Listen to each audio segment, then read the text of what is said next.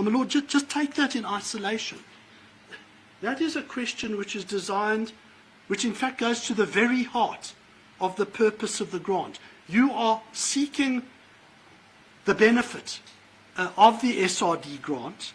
It is one which is designed to benefit persons who are unable to support themselves, and the question goes to that very issue.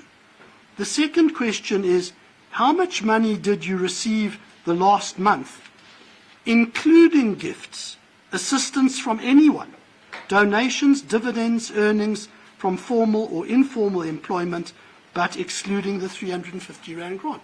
Once again, my Lord, it goes to the very purpose that the regulation is designed to achieve.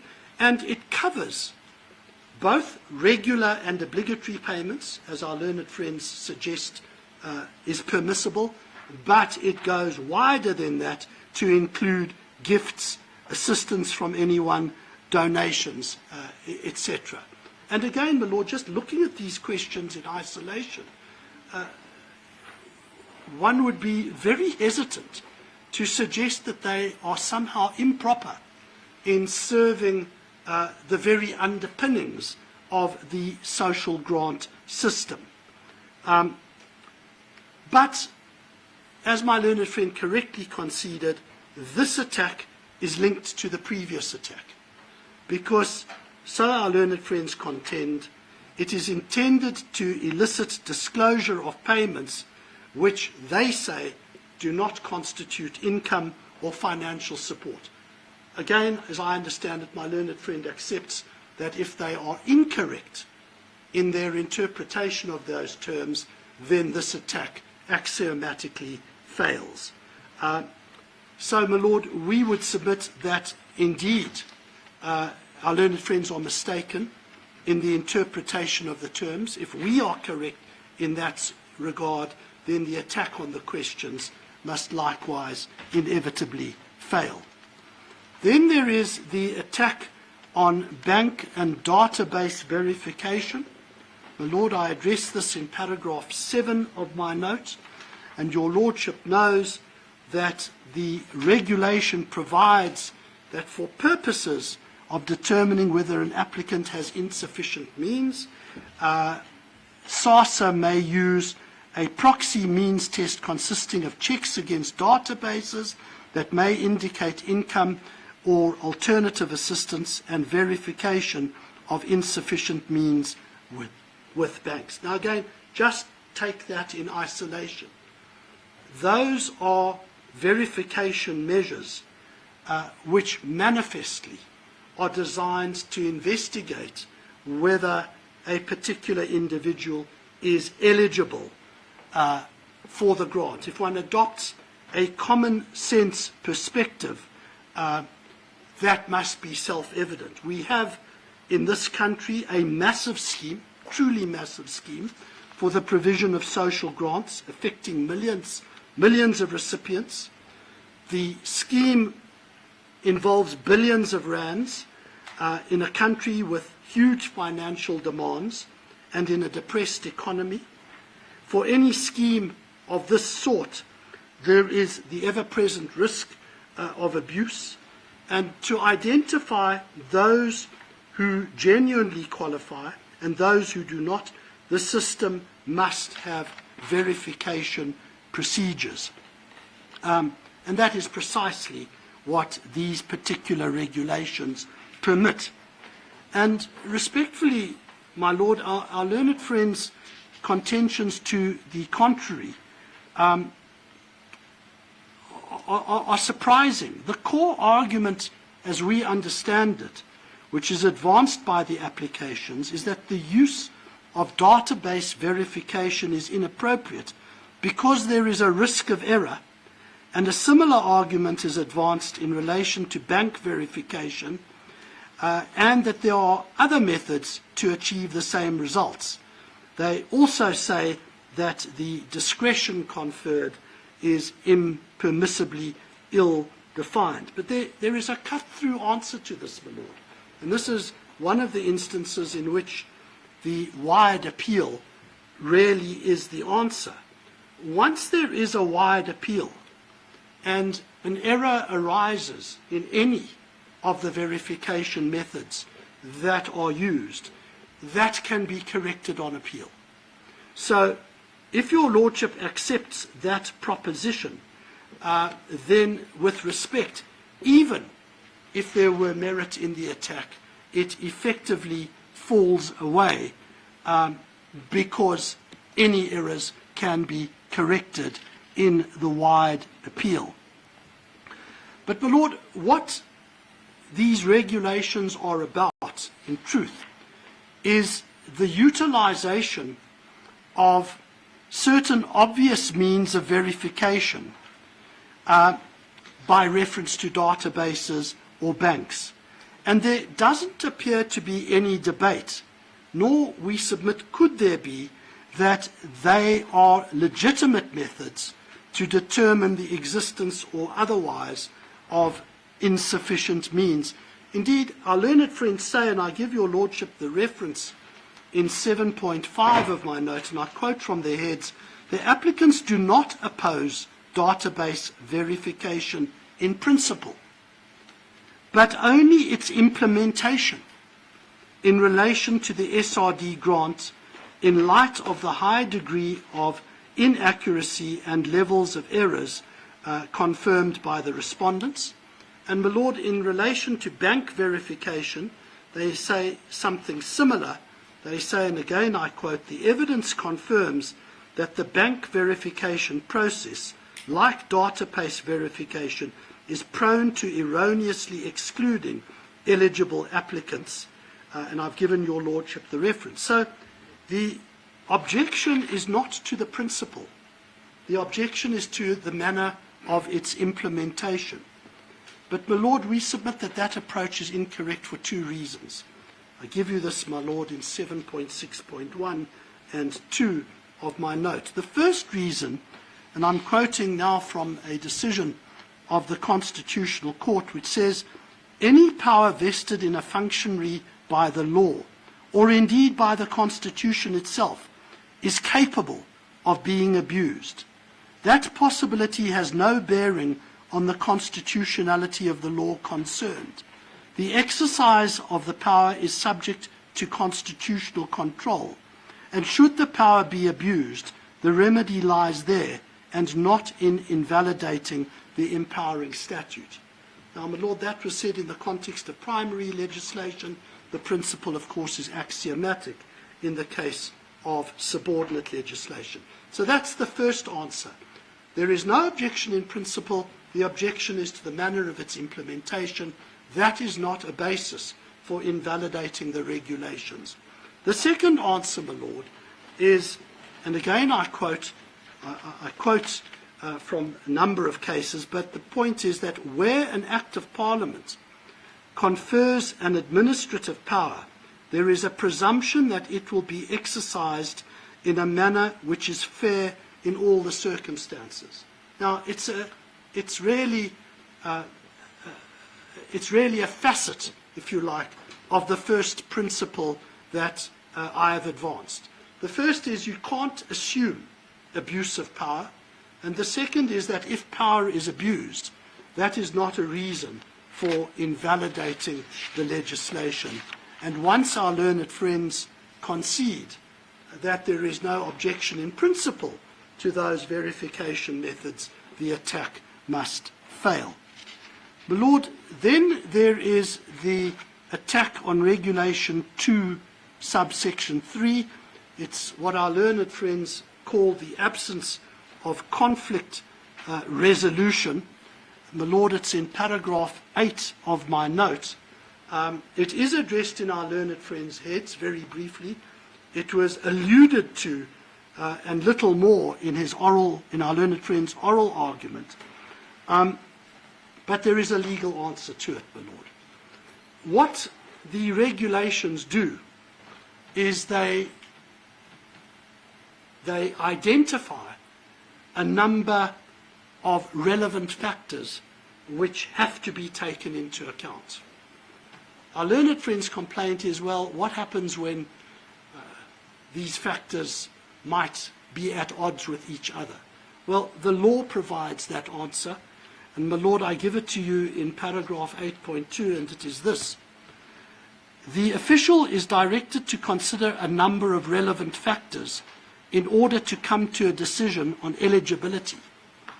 These factors must be considered, and provided that a factor, and I quote from the case, which is obviously of paramount importance, is not relegated to one of insignificance, and another factor, though relevant, is not given weight far in excess of its true value, the decision cannot be set aside on review. In other words, this is a situation which is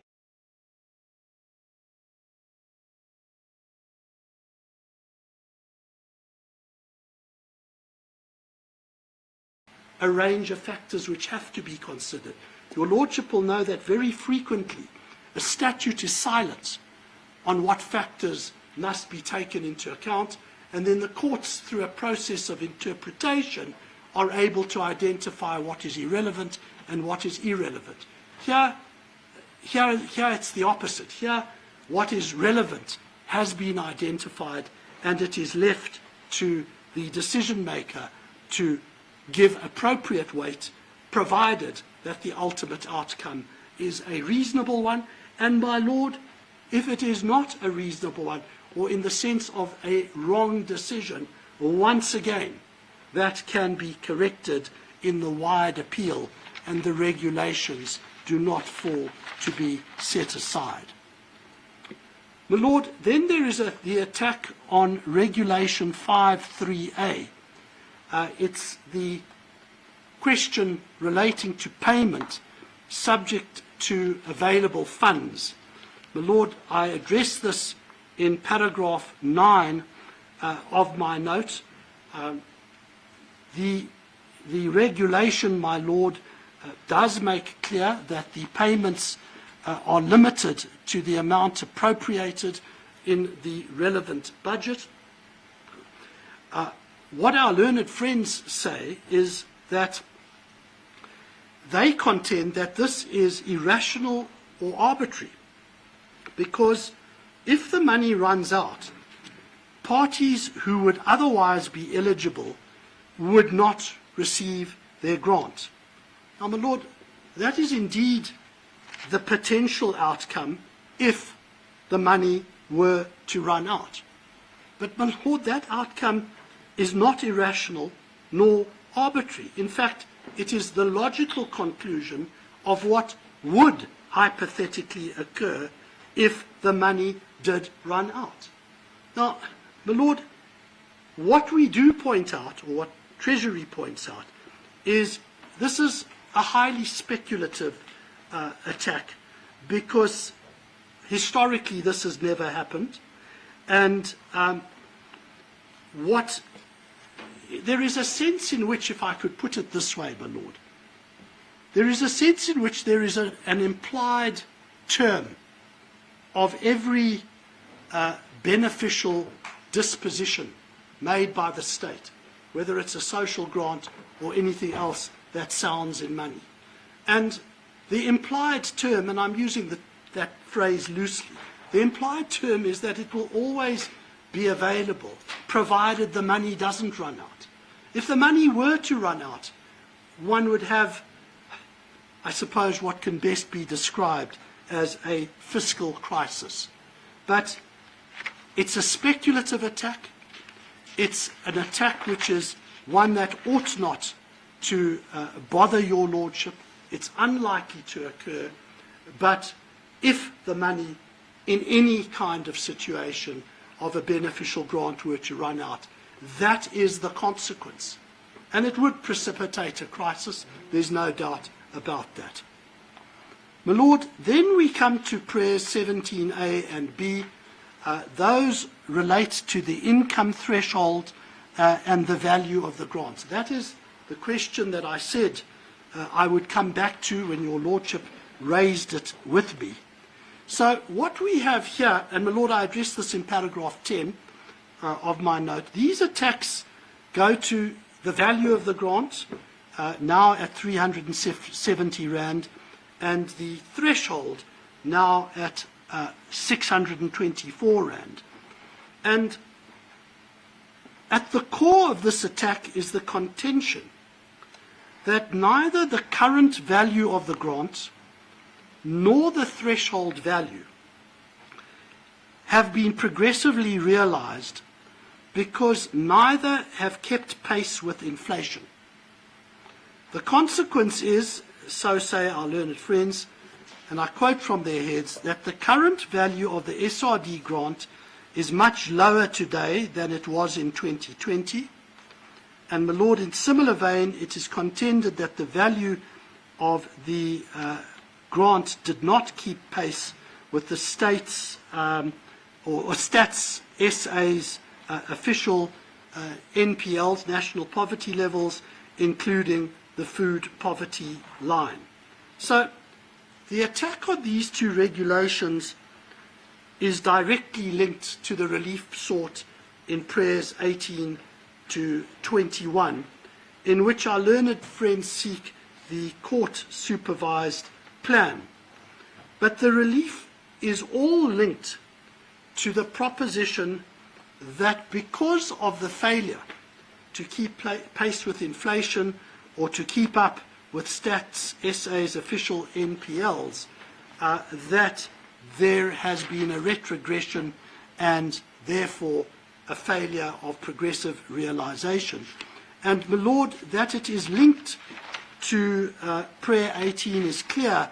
If your Lordship looks at prayer 18, it reads, "It is declared that section 27(1)(c) and 2 of the Constitution require government to devise and implement a plan to redress the retrogression in the value of the SRD grant and income threshold and progressively increase the value of the grant in Regulation 5 and the value of the income threshold prescribed in Regulation 2.5.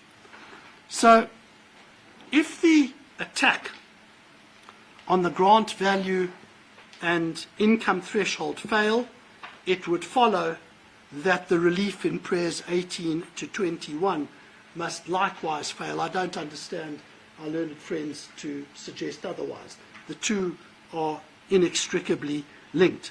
So the essential component of the argument is this, and this is really the crunch of the matter. The underlying proposition is that there is a constitutional obligation to progressively increase the value of the grant and the value of the income threshold in order to keep pace with inflation or the NPL statistics. Now, let me pause there at the level of fact. At the level of fact, my learned friends are correct, that measured against the rate of inflation or measured against Stats SA's NPL statistics, they have not kept pace, whether it is with the national poverty limits or the rate of inflation. So the logic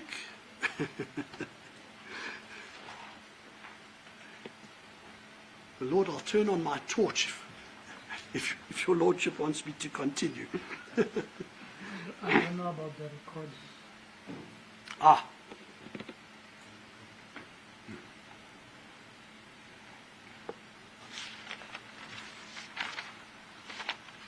Is the machine working? Can we proceed? Yes. Thank you, my Lord. My Lord, how do our learned friends get there?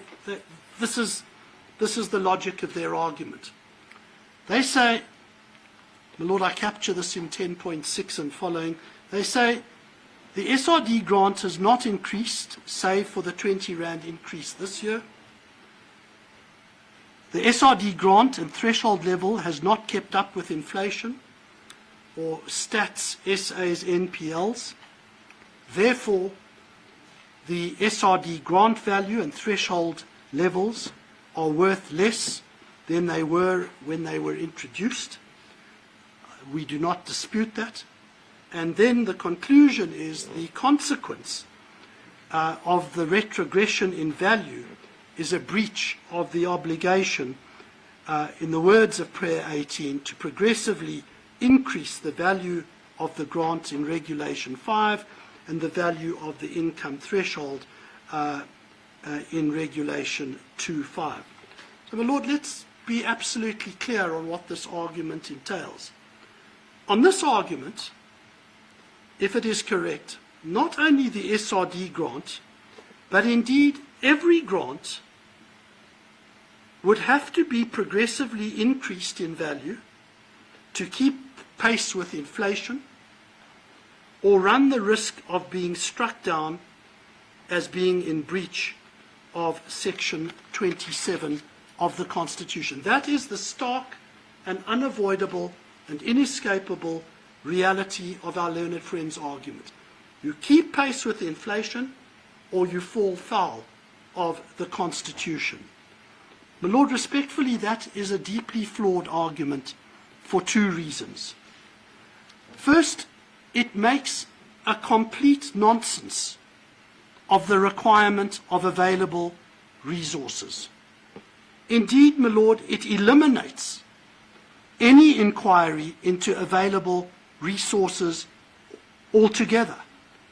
It says that there is an obligation to increase the value of the grants to keep pace with inflation, irrespective of whether there are resources available to do so. That is the inescapable conclusion of their argument, and it is wrong. It completely ignores a fundamental underpinning of the obligation of progressive realization. The second... What about, I think the issue raised by Mr. Prickly yesterday was the understanding. My Lord, that is a separate question. The proposition is very simply this. Money has to come from somewhere, and unless grants, and it's not just the SRD grant, the logic of this argument has to cut across every grant. Unless every single grant keeps pace with inflation, it will amount to a failure of progressive realization. Now, your Lordship asks, what about underspending? Well, my Lord, budgeting is an imperfect exercise. It can never be an exact science. It is always something which, in hindsight, is either good or bad. It could be good in the sense of over-budgeting or bad in the sense of under-budgeting. That is an entirely a separate question. The question that these attacks are concerned with is a single proposition. You either increase every grant in order to keep pace with inflation, and that is going on a year-to-year basis, so it will happen this year, next year, and the year after, or there is a failure of progressive realization. Now, my Lord, that proposition cannot be correct as a matter of law, indeed as a matter of fundamental constitutional law, because the right or the obligation of progressive realization says you have to have regard to available resources. So there cannot be such an obligation, and it is therefore unsustainable for that reason. But there is a second reason, my Lord, and I give you this also in my note. It's that it seriously, and it really is also an answer to your Lordship's question, it seriously and impermissibly intrudes into the executive policy-making function to determine priorities when it comes to matters of social assistance. It in fact usurps that function and at the same time seeks to invoke your Lordship or this court sanction to do so. It seeks to tell the state that what is envisaged as a temporary grant, and I stress that, must not only be retained, but must be increased on an annual basis to keep pace with inflation. My Lord, respectfully, that is an untenable argument to advance. The policy decision is that this is a temporary grant. I've given your Lordship the references in the affidavit. My Lord, those are the facts which your Lordship is bound to accept. And my Lord, it is precisely, and I give you this in 10.9, it is precisely in the realm of these kinds of complex, polycentric decisions that courts are required to proceed with particular caution by paying appropriate respect to those entrusted with making of such decisions. As the Constitutional Court explained, this deference, my Lord, and it's in Bartow's Star, and I quote, flows not from judicial courtesy or etiquette, but from the fundamental constitutional principle of the separation of powers itself. So, my Lord, when your Lordship considers this attack in its proper light, your Lordship will recall my learned friend's opening comments about what this case was not about. And my learned friend told you that this case was not about 5 things. My learned friend is mistaken in 4 of those, possibly all 5 of them. He told your Lordship that the applicants don't ask your Lordship to determine the grant value or threshold. Well, my Lord, that involves a play on words, because what your Lordship is asked to determine is that the current value and the current thresholds are unlawful. So whilst it is true that you're not asked to determine what they should be, if pace was kept with inflation, your Lordship is unquestionably asked to determine that the current value and the thresholds are unconstitutional.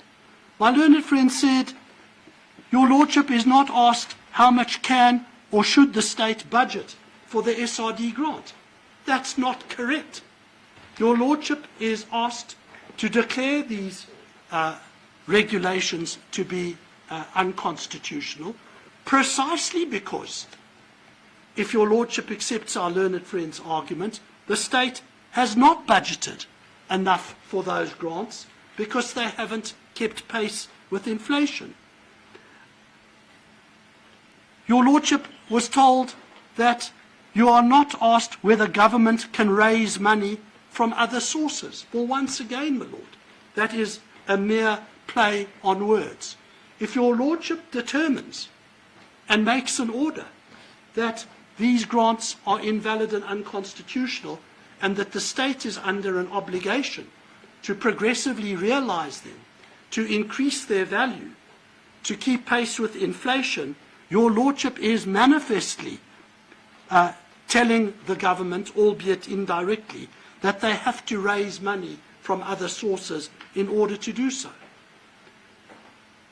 My learned friend says, fourthly, that you are not asked whether government needs to allocate funds from other sources. Well, my Lord, I'm afraid you precisely are asked to do that. As the evidence demonstrates, and as I gave your Lordship the references on the facts, the money has to come from somewhere. If your Lordship determines that the grant values and the threshold levels have to be progressively increased to keep pace with inflation, well, my Lord, that money's got to come from somewhere. So your Lordship cannot avoid that question. And the last proposition which my learned friend advanced, which is the one that may well be acceptable, is that your Lordship need not decide whether there should be a universal basic income grant. I'm not going to split hairs on that one, and I will accept that for purposes of argument. But it is certainly the underpinning of a great deal of what our learned friends have to say. So, my Lord, respectfully, my learned friend has sought to package his argument in a way which suggests to your Lordship that their relief that they seek is modest. My Lord, when it comes to prayers 17A and B, and certainly the plan which I'm about to address, that is far from modest. And if your Lordship were to grant that relief, it would be a massive intrusion into the executive policy-making function, and indeed it would be contrary, we respectfully submit, to the accepted jurisprudence on reasonableness and on the availability of resources. So, my Lord, that leaves simply, and I can be very brief on this, prayers 18 to 21. As we understand it, these prayers are only triggered if your Lordship finds that there has been a constitutional breach by way of a failure to progressively increase the values of the value of the grant and the threshold components in order to keep pace with inflation.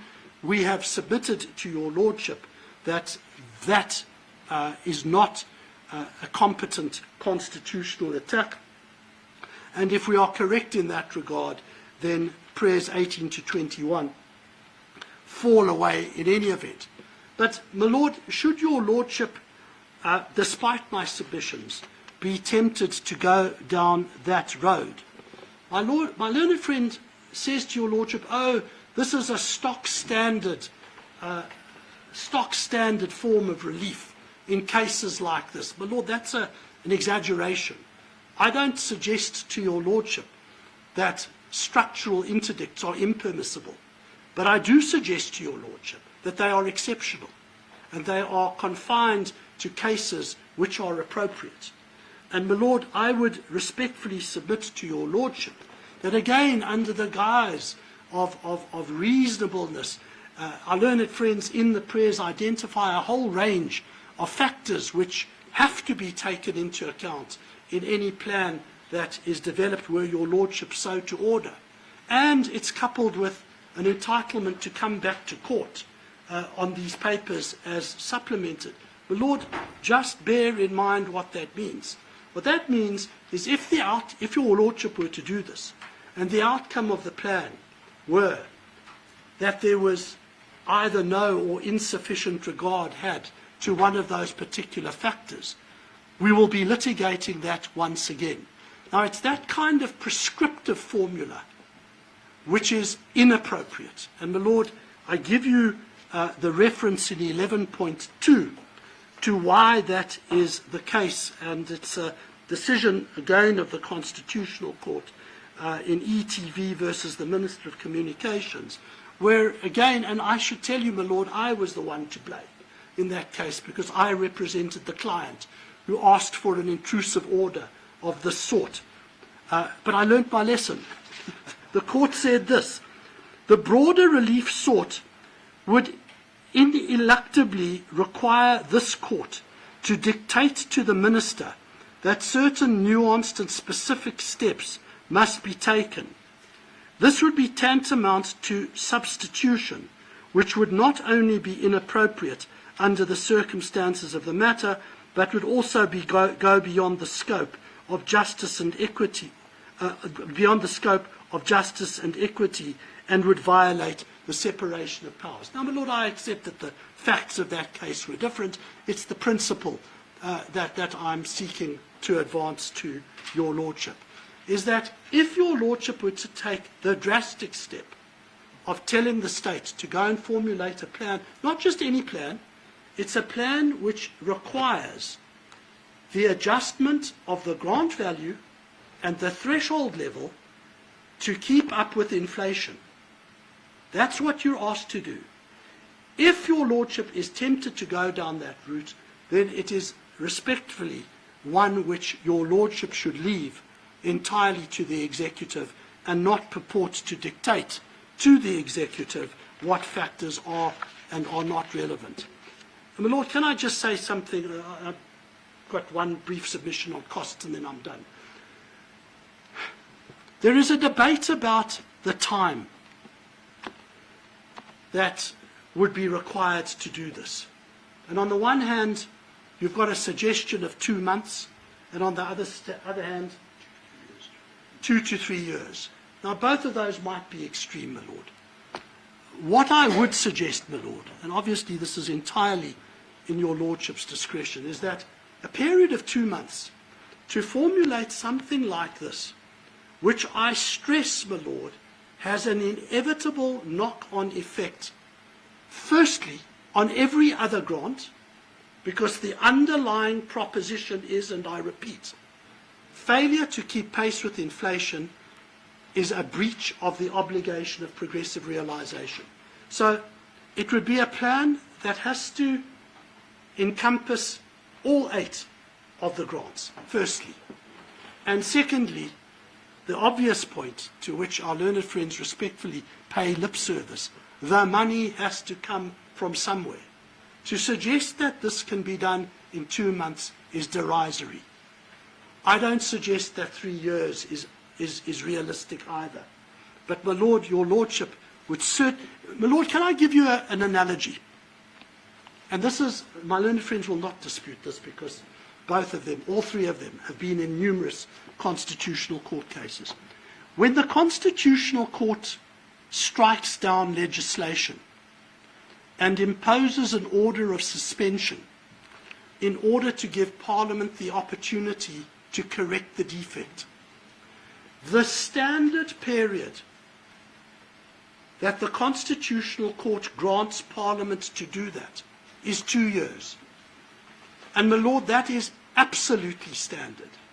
I'm not saying that shorter periods have never been allowed, but in the vast majority, I can't think of a case, in the vast majority of cases where Parliament, where an order of suspension is granted and Parliament is given an opportunity merely to effect an amendment, they are given 2 years in which to do so. My Lord, this goes massively beyond any relatively straightforward amendment to legislation. And so, my Lord, I would respectfully submit, if your Lordship is tempted to go down this path, that at a minimum 2 years is what would be required. My Lord, finally, and this is not in my notes because there's no dispute about this, my learned friend correctly reflected the legal position when it comes to costs in constitutional matters. We don't quibble with that. Your Lordship will be aware of those principles, and we do not have anything to add on that. Lord, those are my submissions, and I took a few minutes longer, and I apologize. Just one question. The amendment suggested by Prayer 12. The amendment suggested by prayer? The insertion of the words not after the word may. Yes. My Lord, let me be clear at the level of principle. I don't disagree with my learned friend that a remedy for a finding of unconstitutionality is an appropriate reading in. So the possibility of reading in is certainly competent. My learned friend, I've told my learned friend I do not take issue with that proposition. So it depends on whether, of course, your Lordship finds that there is unconstitutionality, and if it can be remedied by an appropriate reading in, that is a competent way of correcting the defect.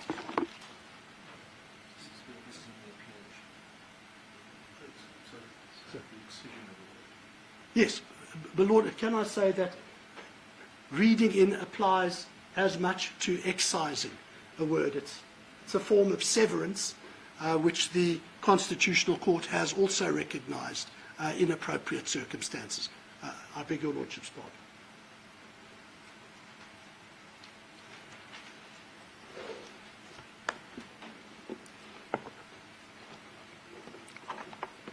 Thank you. But Lord, I'm going to swap places with my learned friend because it's her turn in the hot seat now.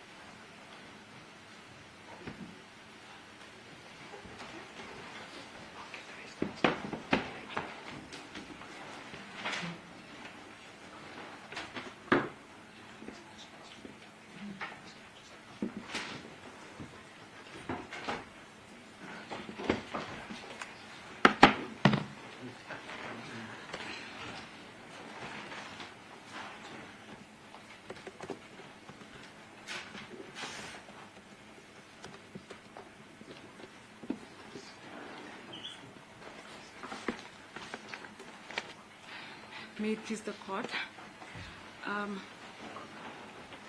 My lord, I'm looking at the time like it's now 1:45, and I think I'm going to be over like an hour with my submissions. So I'm not sure if this would be the appropriate time to take lunch and come back earlier or not.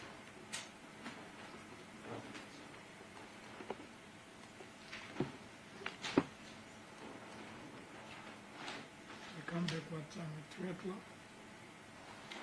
If possible, and if everyone agrees earlier than that, so that we can be able to finish today. You're going to be more than an hour. Just an hour. I'm going to be an hour. So that will also give my little friends time. How long are you going to be? I don't know in your lordship's hands. In your lordship's hands. In reply, how long are you going to be? We will endeavour to work within half an hour, my lord. Certainly we'll finish before 4 p.m. If my learned friend is able to complete in an hour. That's fine, then. You can adjourn until 2. As the court pleases. Otherwise, we might overrun by 10, 20 minutes. I'm sure we can accommodate that.